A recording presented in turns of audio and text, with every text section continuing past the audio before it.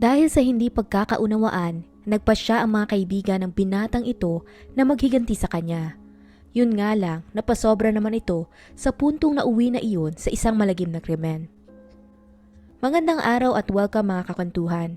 Sa mga taong mahilig sa mga true stories, true crime at kakaibang kwento, please subscribe and i-turn on ang notification bell para lagi kayong updated sa ating mga video. Simulan na natin ang kwento. Noong nakaraang taon, 2023, isang karumal-dumal na krimen ang naganap sa tahimik na bansa ng Bangladesh. Ang nakakalungkot pa, hindi nila inasahan na ang magiging sangkot sa kasong ito ay malapit lang din sa biktima. Ang 20 years old na binatang nagngangalang Shibli Sadiq Ridoy ay ipinanganak sa syudad ng Chattogram sa bansang Bangladesh. Nag-iisang anak lamang siya ng kanyang mga magulang at inilalarawan nila ito bilang isang mabait at magalang na bata na sobrang mapagmahal. Hindi sila ganoon kayaman kaya sa murang edad, kinailangan na rin itong magtrabaho upang makatulong sa mga gastusin nila sa araw-araw. Ang kanyang ama na si Shafiq ay isang truck driver, habang ang kanyang ina naman si Nahid Akhtar ay isang housewife na siyang pinaka-nag-aasikaso ng kanilang buong pamilya. Masinop si Shibli sa pag-aaral at marami din itong malalaking pangarap para sa kanyang buhay. Kaya upang maisakatuparan ito, nagsimula siyang magtrabaho sa isang poultry farm sa murang edad pa lamang.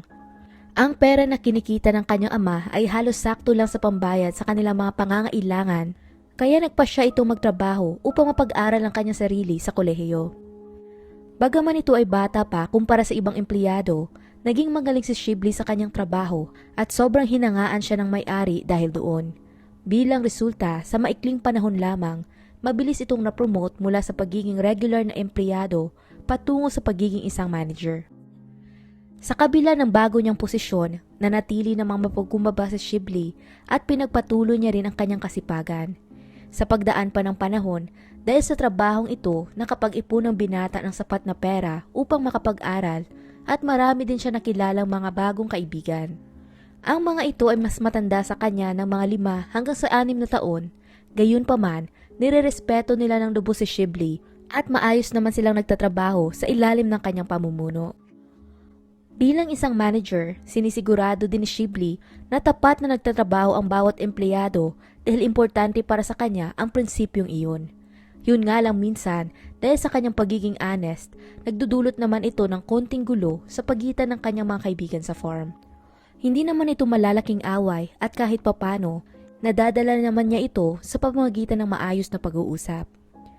Maliban sa kanyang pag-aaral at trabaho, wala nang iba pang bagay na pinagkakaabalahan sa Shibli. Kung may karagdagan man siyang trabaho sa farm, tinatapos niya ito kaagad at palagi itong umuwi sa kanilang tahanan bago pa man dumilim. Yun nga lang ng buwan ng August, isang kakaibang pangyayari ang naganap. Umaga ng August 28, 2023, kagaya ng iba niyang araw, gumising si Shibli ng maaga upang pumasok sa kanyang trabaho. Ang kaibahan nga lang ng araw na iyon, hindi na ito nakauwi sa kanilang bahay. Noong simula, ang unang inisip lang ng kanyang mga magulang ay baka binigyan ito ng mahalagang gawain sa farm. Subalit pagkaraan ng ilang oras, doon na sila nagsimulang mag-alala at makaramdam ng kaba. Pagkatungtong ng 11:30 ng gabi hanggang alas 12 ng madaling araw, tinawagan na nila ng ilang beses ang telepono ni Shibli. Gayunpaman, hindi man lang ito sumagot o nag-iwan man lang ng kahit anong mensahe para maibsan ang kanilang pag-aalala. Isa yung bagay na hindi naman niya dati ginagawa. Nang puntong iyon, bagaman hindi nila makontak ang kanilang anak, pinili pa rin nilang mag-isip ng positibo at umasang makakauwi din ito kaagad. Pagsikat ng araw ng sumunod na umaga, hindi pa rin umuwi si Shibli, kaya sa ikalawang pagkakataon, muli nila itong sinubukang kontakin, pero kagaya nung kahapon, hindi rin ito sumasagot. Sinubukan din nilang tawagan ang may-ari ng farm, subalit ang numero nito ay hindi din makontak. Dahil doon, nagdesisyon na lang silang hanapin ito malapit sa area ng kanilang tahanan at magtanong-tanong na rin sa mga tao malapit sa poultry farm. Yun nga lang sa kasamaang palad, wala din sa mga ito ang nakapagbigay ng kahit anumang impormasyon kung nakita ba nila ang binata. Dahil sa mga pangyayari, lumalim pa ang pag-aalala ng kanyang mga magulang tungkol sa kalagayan nito. Dumating ang August 29, 2023, araw ng Miyerkules. Pagkatapos ng mahabang paghihintay, nakatanggap din sila sa wakas ng tawag mula sa number ni Shibli. Pagkakita nila noon, kahit papano nakaramdam sila ng kaunting ginhawa. Gayunpaman, pagkasagot nila sa tawag, rinig na rinig sa boses ng binata ang takot at pangamba. Ayon pa rito, may mga taong dumukot daw sa kanya at nasa loob lang siya ng isang sasakyan noong huling 12 oras. Bukod pa doon, binugbog din di umano siya ng mga ito at ng puntong iyon kaya lang siya nakatawag ay dahil nagtago siya mula sa kanila. Ilang segundo pa ang lumipas, hindi na naipagpatuloy ni Shibli ang kanilang pag-uusap dahil bigla na lang naputol ang tawag. Sinubukan din ng kanyang ina na muling tawagan ang numero nito pero ngayon may sadyang nagpapatay na sa telepono. Pagkatapos ng pag-uusap na iyon, balak na sana nilang humingi ng tulong sa pulisya nang nakatanggap na naman sila ng tawag mula sa parehong number. Subalit sa pagkakataong iyon, sa halip na si Shibli, ibang lalaki na ang kumakausap sa kanila. Ang sabi ng estranghero sa kabilang linya, nasa kustodiya nila si Shibli, kaya kung gusto di umano nila itong manatiling ligtas, hindi na dapat silang muling tumawag pa. Dagdag pa doon, ipinaliwanag din ito na kung gusto daw nilang makauwi ang binata ng ligtas, kailangan nilang magbayad ng 1.5 million taka na siyang currency sa bansang Bangladesh.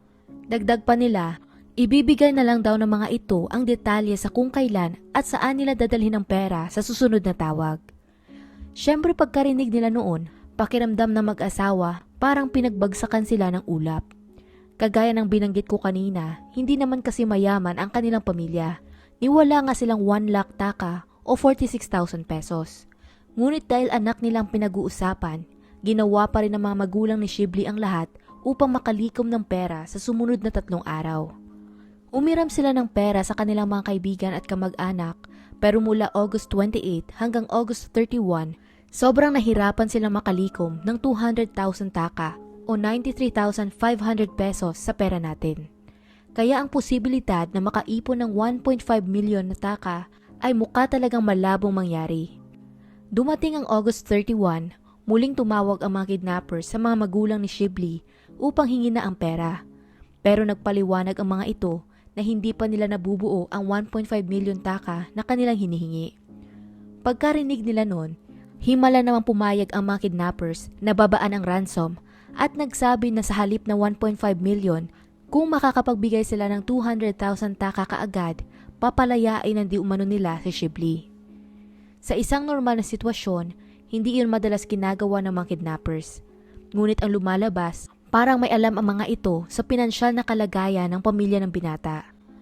Gayunpaman, kahit binabaan na ang ransom, nagsabi pa din ang mga magulang ni Shibli na ang 200,000 taka ay sobrang napakalaki pa ring halaga para sa kanilang pamilya. Nang puntong iyon, sumagot na lang di umano ang mga kidnappers na ayos lang. Kung hindi nila maibibigay ang kabuuan ng pera, papatayin na lang daw nila sa Shibli.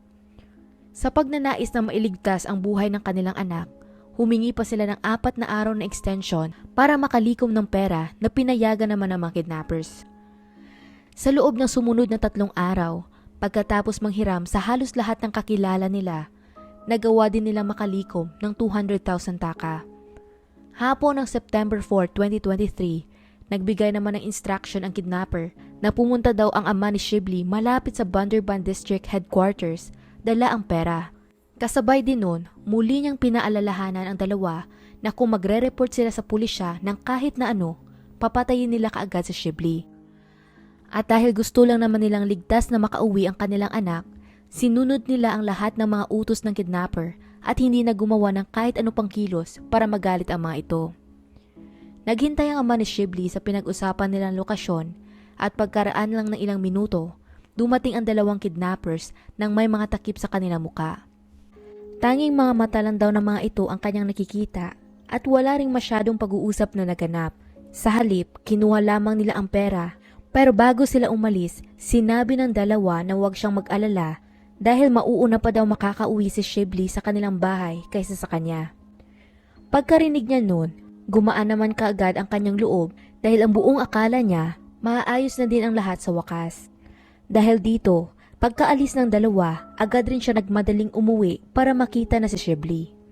Subalit na makarating siya sa kanilang bahay, nakita niyang wala pa naman doon ang kanilang anak.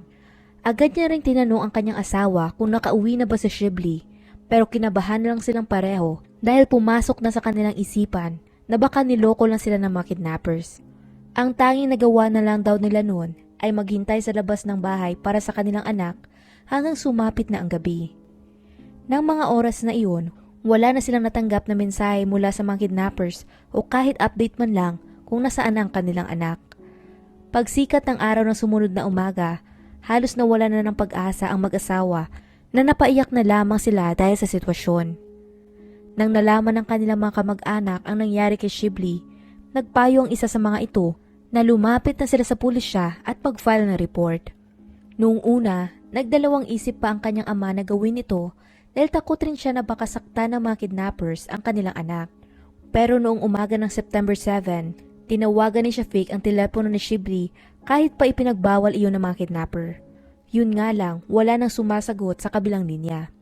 Nang mga panahong iyon, mula August 28 hanggang September 7, 10 araw nang nawawala si Shibli.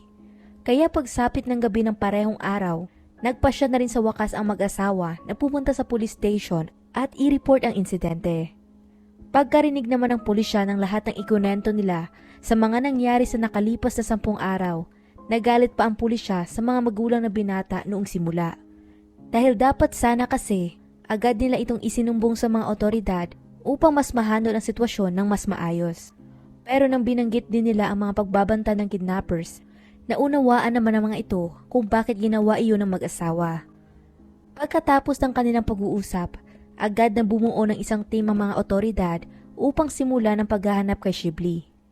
Sa kanilang investigasyon, pinag-aralan nila ang mga kilos ng binata sa kanyang paaralan, ang pakikitungo nito sa kanyang pamilya at pati na rin sa kanyang mga kaibigan. Nadiskubre nila mula doon na isa itong matinong estudyante at mabuting tao na nakakasundo naman ng lahat. Kaya para sa kanila, parang wala naman silang makitang tao na posibleng makaaway nito. Gayunpaman sa gitna ng investigasyon, ang ina ni Shibli na si Nahid ay may naalalang importanteng bagay. Naingkwento daw kasi ng kanyang anak dati na may isang beses di umano na nagkaroon ito ng hindi pagkakaunawaan sa mga kaibigan niya sa poultry farm. Kaya nang narinig iyon ng mga otoridad, mabilis nilang hinanap ang mga lalaki na kaaway nito. Pinuntahan nila ang poultry farm at hinuli nila ang 4 na kalalakihang nagtatrabaho doon na kinilala bilang mga kaibigan ni Shibli.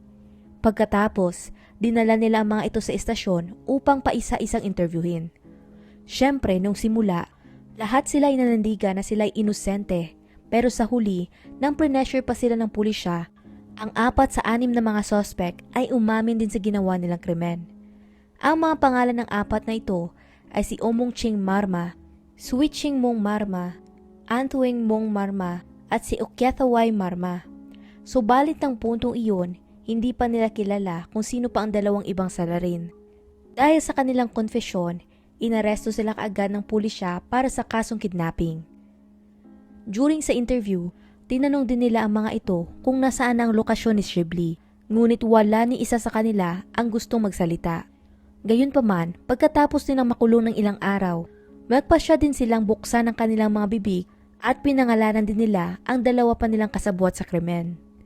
Noong September 11, isinalaysay din nila ang bawat pangyayari noong araw ng krimen. Ayon sa kanila noong August 28, nang pauwi na di umano si Shibli, doon nila ito hinarang at kinidnap para maghiganti sa kanya. Ang kanilang plano lang daw sana ay dukutin si Shibli, bugbugin ito at pagkatapos ay humingi ng pera sa kanyang mga magulang kapalit ng kanyang kalayaan. Noong una, nasusunod naman daw ang lahat sa kanilang plano, pero nang sumunod na araw, nakita daw ni Shibli ang mukha ng 2 sa kanila. Kaya ang naisip nila, alam na ng binata ang lahat at siguradong kung papalayain nila ito, magsusumbong siya sa pulisya at makukulong silang lahat. Sa kanilang pangamba, nagpasya silang atakihin ang binata gamit ang kutsilyo at sinaksak ito sa katawan ng ilang beses mula sa kanyang muka hanggang sa kanyang mga paa. Bilang resulta, mabilis itong nawala ng dugo dahil sa mga natamo niyang sugat na naging sanhi din ng kanyang agarang kamatayan. Dahil sa bagong revelasyong ito, trinato na ng mga otoridad ang kaso bilang isang murder case. Pagkatapos ng mga karumal-dumal na detalye, tinanong naman sila ng mga otoridad kung saan nila itinago ang bangkay ng binata. Sumagot naman ang 4 na pagkapatay nila rito, pinagputol-putol daw nilang 6 ang katawan ni Shibley at pagkatapos ay itinapon ang mga iyon sa isang burol. Agad namang pinuntahan ng pulisya ang burol na sinabi nila kasama rin ang 4 na salarin at habang inaakyat nila ito, may nakita na nga sila mga putol-putol na katawan ng isang tao. Pagkasuri nila ng suot na damit ng biktima, ang sukat ng taas at pangangatawan nito, pati na rin ang iba niyang mga gamit na nakita nila sa paligid, kinumpirma mismo ng mga magulang ni Shibley na iyon nga ang katawan ng kanilang anak.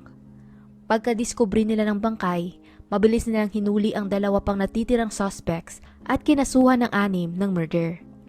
Bago nagsimula ang paglilitis ng kaso, ang isa sa mga suspect ay nagbahagi naman ng iilang detalye tungkol sa pagkakaibigan nila ng biktima. Ayon sa 46 years old na si Umong Ching Marma, may mabuting pagkakaibigan di umano sila ni Shibley. Pero 2 buwan lang ang nakakaraan, may isang bagay silang hindi na pagkasunduan sa trabaho. Pagkatapos noon, nagdesisyon na daw itong maghiganti sa binata. Inamin niya rin na siya ang mastermind sa kaso at isa rin siya sa pumatay sa kanyang kaibigan gamit ang sarili niyang mga kamay at kinain pa nga daw nito ang ibang bahagi ng katawan ni Shibley.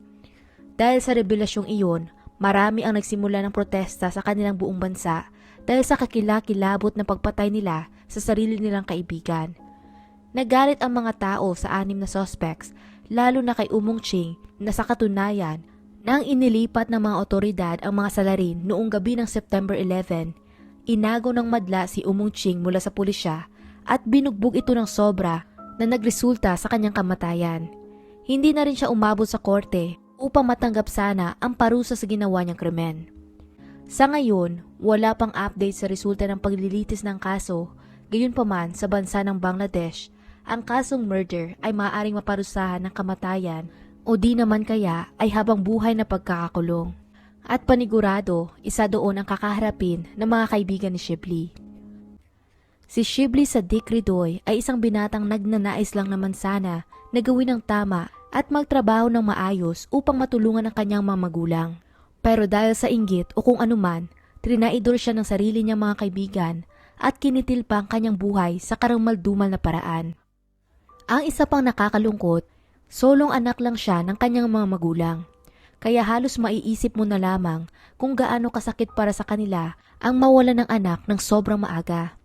Ginawa nila ang lahat para mabigyan ito ng mas magandang kinabukasan, ngunit dahil sa mga sakim na tao, nawala ang tunay nilang kayamanan. At hanggang dito na lang ang kwento natin para sa araw na to. Anong masasabi ninyo sa kaso? Kung nagustuhan nyo ang video na ito, maaari mong i-check ang ating channel para sa iba pang mga kwento. Muli, salamat sa inyong pakikinig at hanggang sa susunod mga kakwentuhan.